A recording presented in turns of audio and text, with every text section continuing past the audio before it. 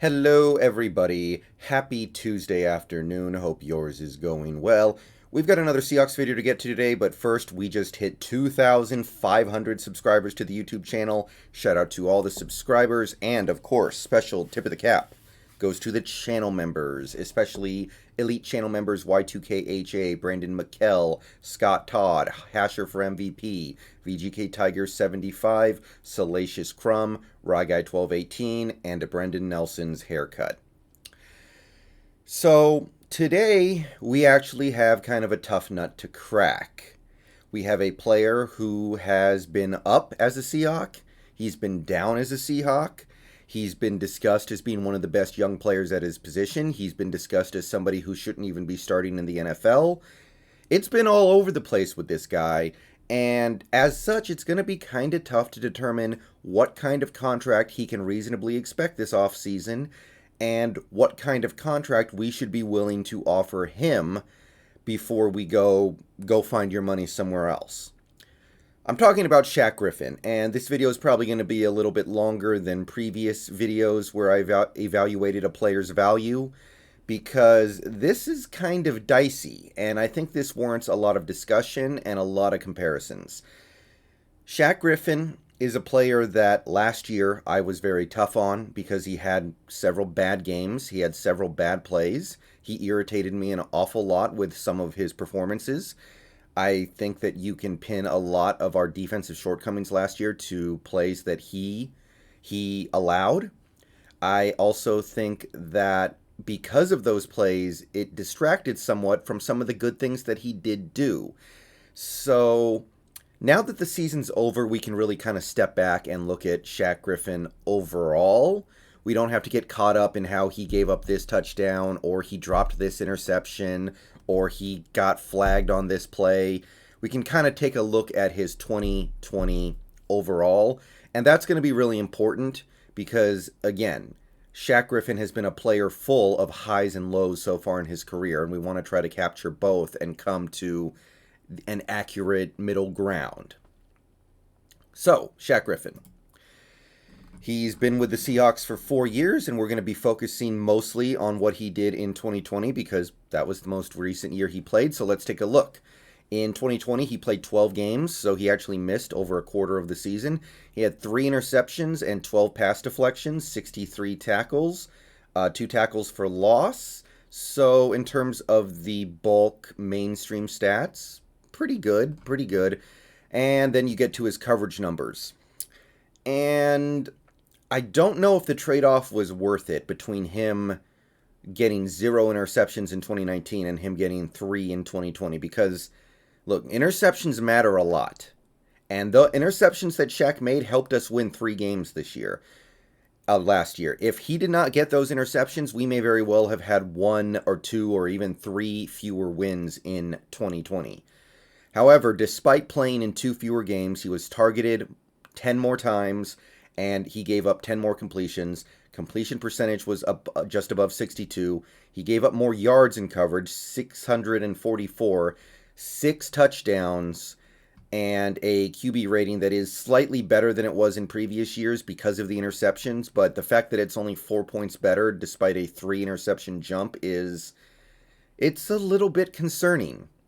And missed tackles, just for the sake of robustness, he only had 4, which is actually a nice improvement for him, and it's a pretty solid number for a cornerback who does get involved in tackling a good amount. So 2020 Shaq, if you take a look at it overall, it was a mixed bag, but it wasn't all bad.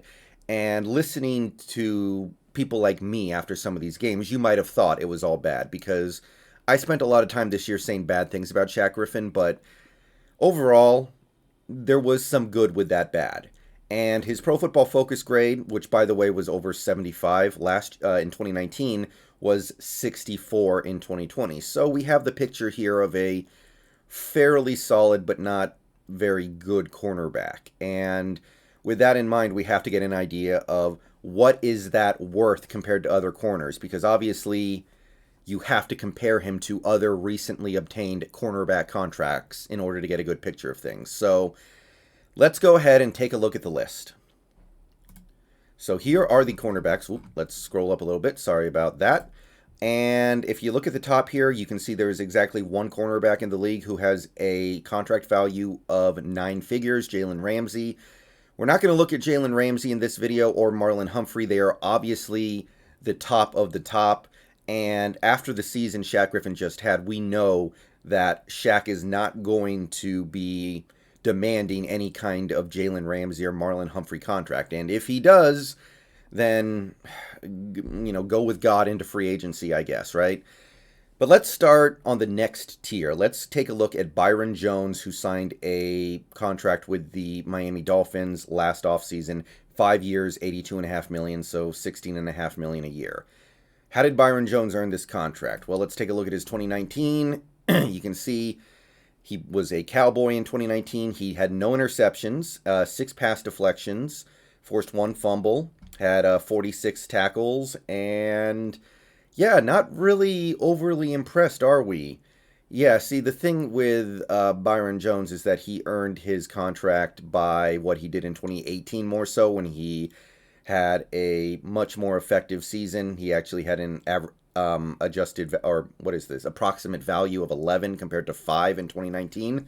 But regardless, his play in 2019 did something to earn him that contract, and let's try to figure out what that is. So in 2019, he was targeted 64 times, only gave up 53% completion, which is a lot better than what Shaq did. Not even 500 yards in coverage, much better than Shaq. 3 touchdowns, better than Shaq.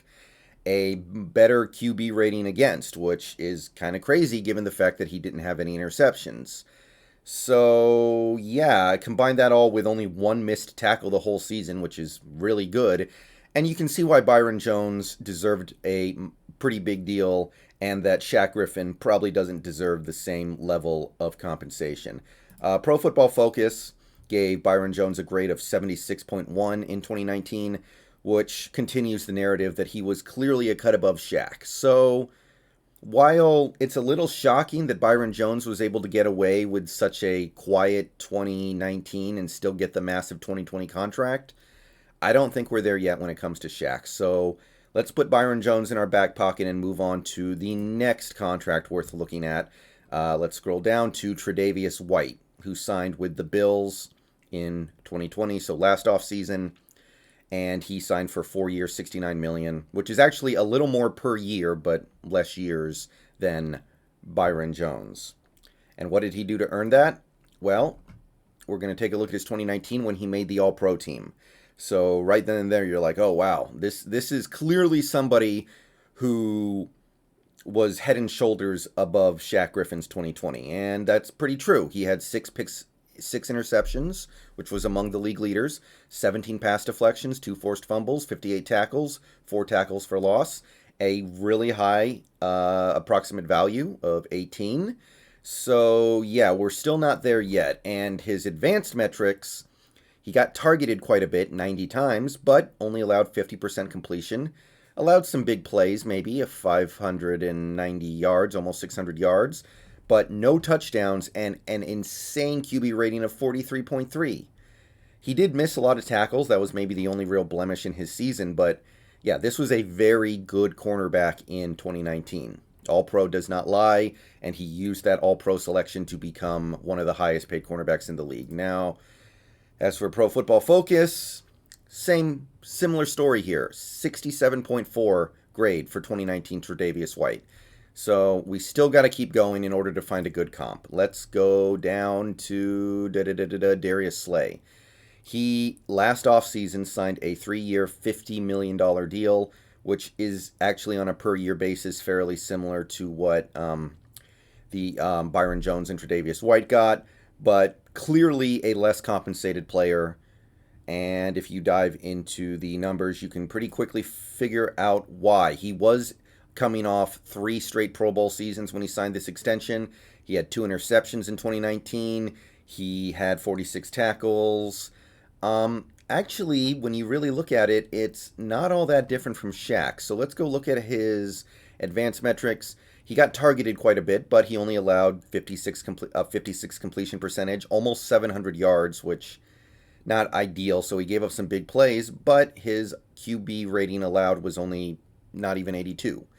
So yeah, it's actually not that amazing. And pretty quickly here, and by the way, his PFF grade was pretty bad. Pretty quickly, we have arrived at players that are comparable to Shaq Griffin, and we haven't even gotten to that cheap a price yet. So let's keep going. Let's go down to the very next selection. James Bradbury, who signed a free agency deal with the Giants last offseason, 3 years, 43.5 million, so a little under 15 million a year. And let's see what he did to earn that in 2019. Played in 15 games, 3 picks, 12 pass deflections, a sack, 65 tackles, decent, not a very impressive approximate value. And as for his advanced numbers, kind of comparable. He got targeted almost 100 times in coverage, which is a little eye-popping. And he would have been targeted 100 times if he didn't miss one game. But completion percentage of just under 60, 644 yards, 1 touchdown allowed. It really is the touchdowns that are hurting Shaq. Giving up 6 touchdowns in one season in coverage is not very good. QB rating of 70.1, which, hey, a lot better than what Shaq did last year. And 9 missed tackles, not great. And a PFF grade of 61.7. So very quickly, we've gotten into the Shaq Griffin range, I think. And if you want to keep Shaq around in 2021, I know there's a heavy division on whether or not we should. It's not looking great because these guys cost quite a bit of money, and in terms of performances, are not that different from Shaq in 2020. But let's keep going. Let's go down a little bit more and stop at Kendall Fuller, who signed with the football team last offseason, 4 years, $40 million for $10 million a year on the nose. What did he do in 2019 to earn this? He actually didn't even play that much. He only started 4 games. He played in 11. No interceptions, 49 tackles, 3 tackles for loss, and approximate value of just 2, which implies that he really wasn't that big of an impact player at all for the Chiefs. He did win the Super Bowl, obviously, but it's a little odd that a player like this would warrant $10 million a year. He allowed 78% completion, 321 yards, 3 touchdowns, a QB rating that was obscenely high, and 3 missed tackles, which is solid, admittedly, and a PFF grade of 61.4. So I think we've basically gotten into Shaq's rough range. 10 million seems to be the floor or so, and I would estimate that the 15 million range might be the ceiling, and I don't really want to give him that, but I will say, based off what I'm seeing here, that would be reasonable market value for somebody who has played the way he has so far. Let's do one more just for the sake of being as robust as possible. Let's go down a bunch to Bradley Roby, who signed a 3-year, $31.5 million deal with the Texans, $10.5 million a year. So we're still basically in that range. And Bradley Roby in 2019 played in 10 games, had 2 interceptions, 8 passes defensed, a sack, 38 tackles, 2 tackles for loss, an AV of 4. So once again, we're not talking about some hugely impactful cornerback who was dominant. We're talking about a guy who honestly didn't even play a ton in 2019 to earn that deal. He had allowed 60% completion, 457 yards, which is basically in line with Shaq when you account for number of games played. QB rating of 79.9, which is good. But yeah, this was not exactly an amazing season. He missed 12 tackles. His missed tackle rate was 24%, which is actually pretty abysmal for any NFL player. And his PFF grade was pretty good, 67, a little higher than Shaq, but I can't imagine Shaq being willing to sign for less than players like Bradley Roby and Kendall Fuller got, so $10 million a year. And that's going to go ahead and do it for this look at NFL cornerbacks and the contracts they earn. And after going over everything, I think that what Shaq will be looking for is something along the lines of either 3 years, 33 million, or 4 years, 44 million. Basically 11 million a year. He did not have his best year in 2020, and I think that has stunted him a little bit. But I believe that if Shaq pursues his value on the market based off his play in 2019, and I guess you rolled 2018 in there, or excuse me, 2019 and 2020, he can very reasonably say, I'm an 8-figure a year player. And if he hits the market, I believe there is going to be some team out there that says, yeah, we like that. We think that's worth it. We think you're worth 11, maybe even 12 million a year. And I don't really want to bring him back for that. The fact that we were able to come to this conclusion that he's worth at least 11 or 12 million a year indicates that maybe he's a slightly better franchise tag target than I was giving him credit for. Now, these numbers do not account for things like him getting away with pass interference last year a bunch, because he did. He got away with some PI that really should have been called, and had those been called, his numbers would look a little worse. But, you know, that's something that happens over the course of a season. I understand that. So, yeah, at the end of the day, I'm forced to conclude that Shaq Griffin is genuinely a solid cornerback and is deserving of his 8-figure a year payday. I don't think it'll be with us. I honestly hope it's not with us. But yeah, that would be my take as of right now. So Shaq Griffin, I'm going to say 11 million a year. I'm going to say he goes for that. I'm going to say he gets that somewhere. 3 years, 4 years, I don't know, but it's going to be either 3 for 33 or 4 for 44. That's my guess. With that, I'm going to get out of here. Peace out. Go Hawks. Streams tonight. And if you guys go check out my recent community post, you can see my schedule upcoming for future videos. But that will do it for today. That is my deep dive into Shaq Griffin's market value. Peace out. Go Hawks.